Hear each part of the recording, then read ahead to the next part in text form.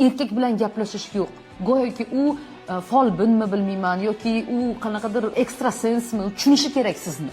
His qilishi kerak sizni. Yo'q, his qilmaydi erkak. Erkak boshqacha o'ylaydi, erkak boshqacha his qiladi. Hamma narsa boshqacha erkaklarda. Siz gapiring, siz nima sizga kerakligini ayting, qanday siz bilan mumkin va qanday mumkin emasligini shunchaki tushuntiring, lekin jabr diydalik orqali emas. Bizda qanday gaplashganda yig'lab, "Meni mana bunday qilyapsan, sen meni xafa qilyapsan" deb gaplashamiz-da. Unday emas. Bunday gaplashishni sizda eshitmaydi, u sizda kichkina bolani ko'radi. Deydi, kichkina bola deydi. Kichkina bola deydi. Erkalab qo'yadi-da, bo'ldi, otaning kemani, kemani. Siz o'sha erib qo'ydingiz. Eriganingizdan keyin yana shu vaziyat takrorlanadimi? Yana shu holat.